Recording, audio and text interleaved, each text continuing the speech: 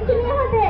वो महारानी क्या करे तेरी जिठानी सुल्ताना, वो काम नहीं करती क्या, तेरा हाथ नहीं बटाती? अरे माँ क्या बोलूँ, वो दरवाजा बंद करके सीरियल में इतनी बिजी है कि बस मैं पूछने को गई तो बोलती मेरा बहुत दुख रहा, हफ्ते में 4 दिन तो बीमार ही पड़ती। और जब मेरा जेठ आता तो उसके सामने काम करती और गिन गिन के बताती। मैंने झाड़ू मारी, खाना पकाई, बर्तन धोई, मैंने गोदड़े धोई, मैंने ये करी, मैंने वो करी। 2 दिन काम करती और 4 दिन बीमार पड़ती, और ऐसे बीमार पड़ती कि फिर इसको सब खाने को महारानी के जैसा पलंग पे देना पड़ता। फिर इतने ज्यादा मेरे शौहर के साथ साथ पूरे गली में फेरते फिरती। फिर मैं सब कुछ करके बदनाम और वो पलंग पे पसर के बेचारी। अब अम्मी मैं फोन रखती, वो कुटनी आ गई लगता।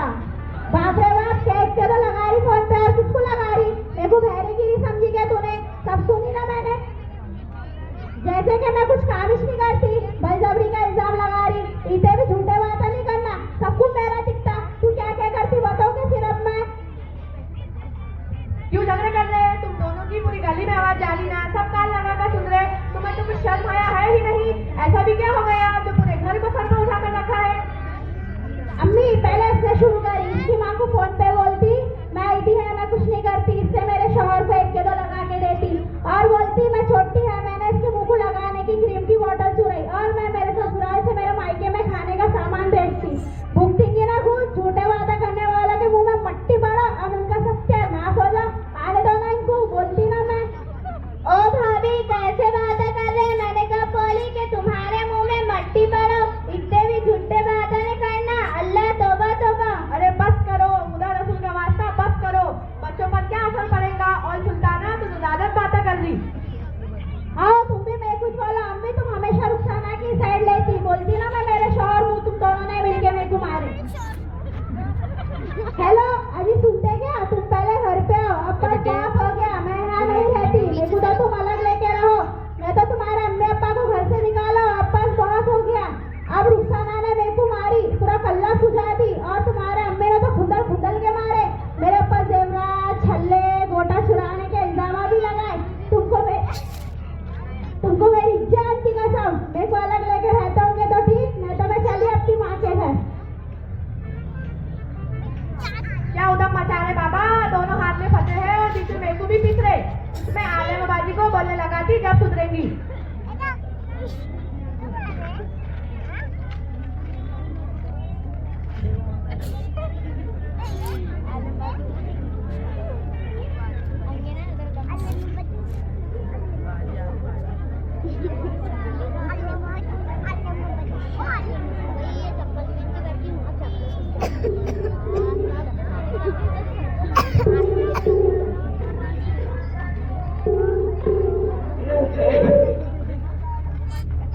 हेलो अस्सलाम वालेकुम आलम बाजी।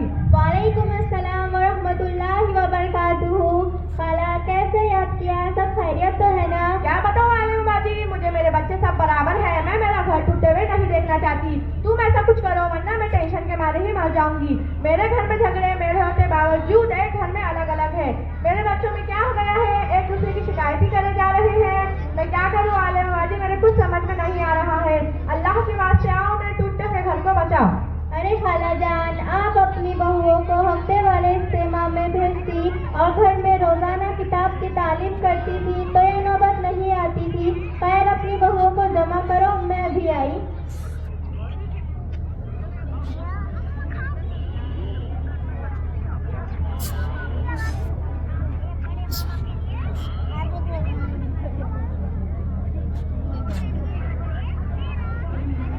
अस्सलामुअलैकुम वरहमतुल्लाहि वबरकातुहू। वालेकुम अस्सलाम।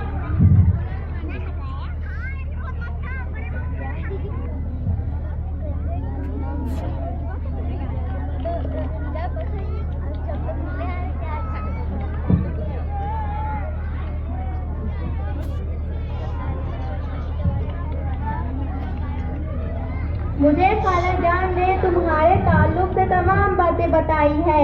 आप दोनों में से कौन सही है और कौन गलत, ये फैसला करने नहीं आई हूँ, बल्कि अल्लाह और उसके रसूल सल्लल्लाहु अलैहि वसल्लम के बताए हुए तरीके पर चलने के लिए दरख्वास्त औकात लेकर आई हूँ। हमारे घर में झगड़े की सबसे बड़ी वजह ये मोबाइल है। हमारी घर की खवातीन घरों में मोबाइल पर सीरियल देख रही है, जिसे अपनी जिंदगी में ला रही है। सीरियल में सास, बहू, ननंद, देवरानी, जिठानी के झगड़े बताए जा रहे हैं, जिससे सीख कर हमारी घर की खवातीन जन्नत जैसे घर को जहन्नम बना रही है। मोबाइल से एक घर की बात दूसरे घर जा रही है।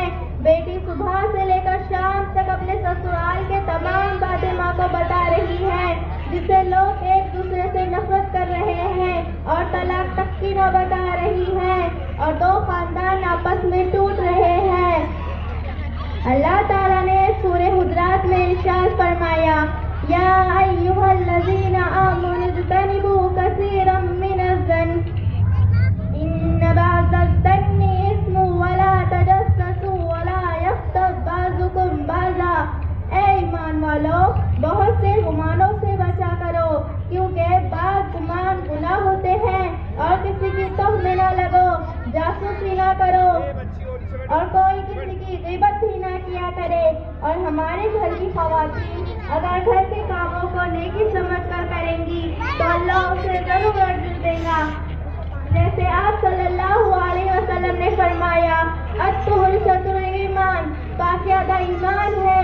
और आपकी ये जिम्मेदारी बनती है कि बर्तन साफ करते वक्त, झाड़ू मारते वक्त, कपड़े धोते वक्त इस हदीस को ज़हन में रखे और ये नियत करे कि पाक साफ रहना अल्लाह का हुक्म है।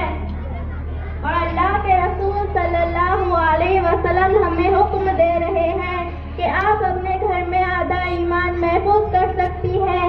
बेतरतीब चीज को उठाकर रखने में एक नेकी मिलती है।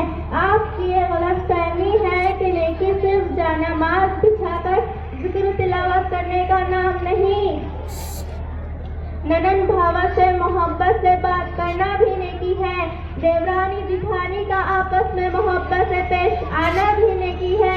एक दूसरे का ख्याल रखना भी नेकी है। किसी की भी कड़ू बात सुनकर सब्र करना, बुराई पे अच्छाई से जवाब देना भी नेकी है। किसी से बदगुमानी ना करना भी नेकी है। किसी का ऐब छुपाना भी नेकी है।